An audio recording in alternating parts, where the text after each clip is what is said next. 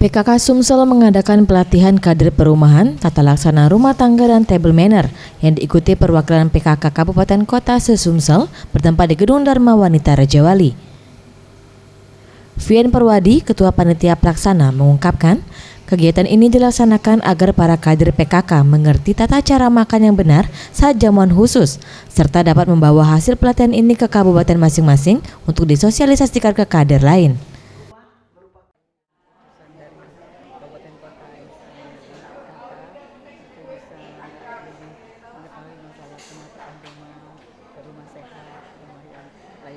Kaitan dengan perumahan, jadi tata cara table manner itu kita akan berikan tata cara etika makan, cara makan, bagaimana tadi seperti terangkan Ibu koordinator bahwa cara kita makan itu tidak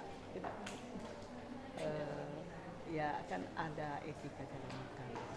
Memang semua sudah tahu, tapi akan alangkah baiknya kalau kami berikan bagaimana caranya untuk menghadapi dengan beberapa orang dalam satu meja. Kegiatan ini diadakan selama 3 hari, mulai Selasa 20 Februari 2018, dan setiap peserta yang telah mengikuti pelatihan akan diberikan sertifikat. Tim Liputan Sriwijaya TV.